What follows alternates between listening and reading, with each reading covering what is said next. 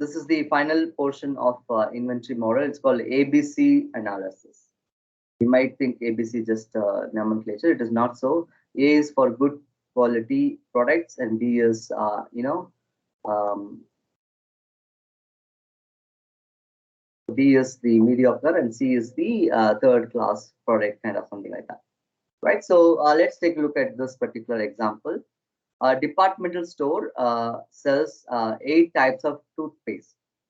So the toothpaste in terms of net weight in terms of 100 grams. So each toothpaste is just 100 grams, and its net weight is given in the table.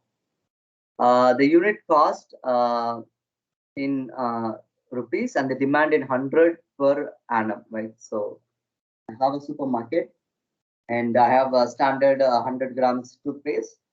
I know the unit cost of that, and the demand of that toothpaste in 100 numbers per year is given in the table, right? So that I'll just name, I don't have to name the brand. I just say toothpaste 1, 2, 3, 4, 5, 6, 7, 8. So 8 toothpaste, and its unit cost is one toothpaste cost 180 rupees, and another toothpaste TP2 cost 160 rupees, and the third toothpaste cost 200 rupees, and fourth toothpaste cost point 4, I mean 240, beg your pardon, 240 rupees, and toothpaste 5 cost 140, toothpaste 6 cost 175, and toothpaste 7 cost 210, and toothpaste 8 cost 160.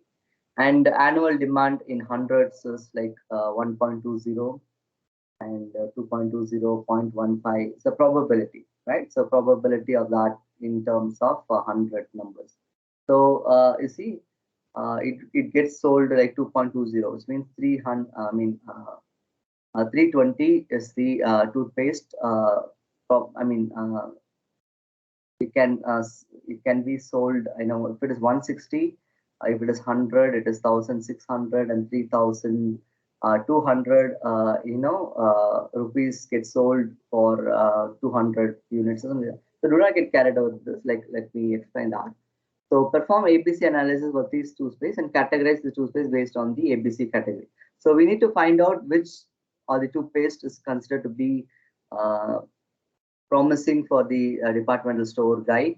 So he can consider that's a stock A, which is considered to be the prime stock, and stock B is mediocre stock, and stock C may not be a good thing. So it is from this we cannot be able to get anything, because you see mediocre cost like 140, less price 140 toothpaste gets sold 300 numbers, whereas you can take the maximum only 210, which gets sold only 1.30. But not only that, if you say 200, it's just 0.15. So which means that we cannot directly come to a conclusion that anything that is cheaper gets sold in a huge quantity, something like that. So some people have a brand value. Some people will have their traditional following, so they don't change anything. So right, so they use the toothpaste from their childhood itself. So that brand they don't want to compromise. So those things matters, but we don't get into that detail. But given the problem of the 8 toothpaste, its corresponding unit weight, as well as the annual demand in 100 numbers. But the first step is we need to make up this particular table, which is nothing but the product, unit cost, and annual demand, and annual use, and rank. Right. So given the question, product is given TP1 to TP8. Unit cost is given in the problem. So convert this row into column. That is number 2, column 2. Annual demand is this given in the problem. It is 1.20 and 2.20, 1.15. And this is in terms of hundreds. So we can multiply by that. Right. So you can get some numbers like 120, 220, or something like that. Right. So the demand of this is 120 per year and 220 per year. And you see TP5 gets sold 300 per year, but whereas TP6 gets sold only 25 numbers per year. So these are the annual demand. Then annual use, this is pretty important. So this is the cost, right? So unit cost, one item cost multiplied by the amount, multiplied by the quantity will give us the total amount for the supermarket. That is 21,600 and 35,200 and 3,000 and so on and on. Right. So we need to look into the order, the increasing order. So when I get a huge margin, like if I sell something that is very high value, that will be a good product for me as a seller, right? So this case TP7, not TP7, TP5, which is 140, even though the unit cost is just 140, but it gets sold 300 items per year, and it comes around 42,000, which is 300 multiplied by 140. It is 42,000 rupees I get per year out of selling only this TP5 toothpaste. So that I give as a rank 1. And rank 2 is the next least value, which is near to this 38,400. And rank 3 is 35,200, and rank 4 is 27,300, and rank 5 is 21,600, and rank 6 is 9,600, rank 7 is 4,375, and rank 8 is 3,000. So we can only rank 1 to 8 because we have got only 1 to 8 toothpaste.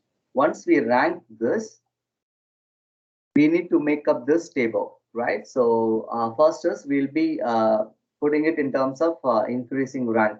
Rank 1, rank 2, rank 3. You see, rank 1 is TP5, rank 1 is TP5, and rank 2 is TP8. So rank 2 is TP8, and rank 3 is TP2, and rank 4 is TP7.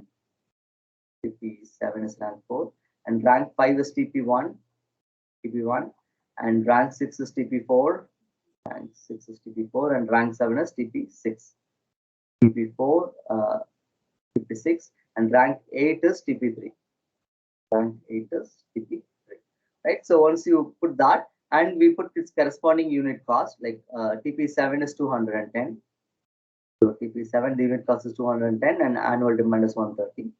So once you put the TP, the corresponding increasing order of the rank, unit cost and cumulative unit cost is corresponding annual demand. So we need to find the cumulative unit cost.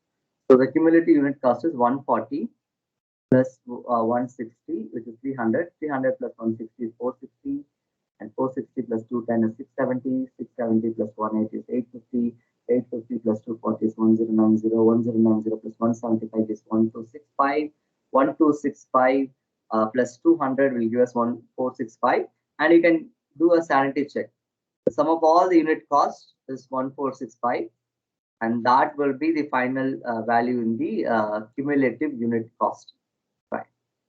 And cumulative percentage unit cost is, let us see, total thing. So it is like, I think it's 140 divided by 1465.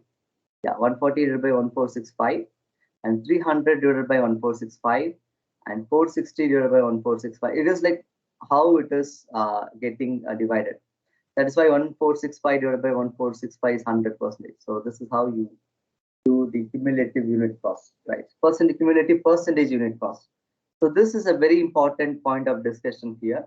So this is what will give us the decision making paradigm for classifying the stuffs into ABC criteria.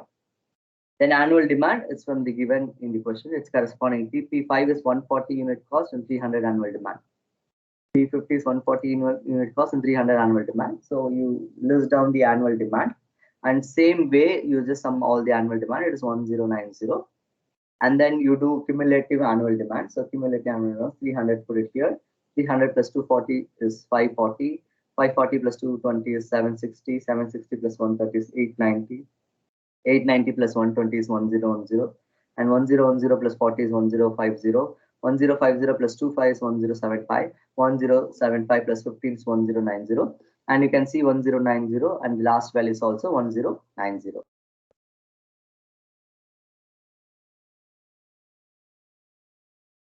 Now what you have to do is you have to find cumulative percentage annual demand. So 300 divided by 1090 is 27.5. And 540 divided by 1090, it is 49.5. And 760 divided by 1090 is 69.7, and so on, right? So this will come back to a couple of minutes later. For this, we need to have a graph. So let me show that graph. So what we have to do is we have to make a graph. In the y-axis is cumulative percentage annual demand. So this will be our y-axis, and this will be our x-axis. X-axis ranges from 0 to 100. Y-axis also ranges from 0 to 100, which has got different intermediate values. Somewhere. right? So this will be our x-axis and this will be our y-axis. Yeah. So once you draw this x-axis to be 0 to 100 and y-axis 0 to 100, and corresponding value, this particular value, which is nothing but 9.68. So 9.68, the value is 27.5. So 9.68, the value is 27.5. We'll mark here, right? And next is 20.5, and this is 49.7. So 20.5 somewhere here, and 47.5 is somewhere here. So there's another product here. TP2 is 31.4 and 69.7. So 31.4 and 69.7, something like here. Right, so that will be this thing, and the rest of the stuff, say for example this one TP6, 86.3 and 98.2. So 86.3 something here, 98.3. I think it's 98.2. Yeah, 98.2 somewhere here.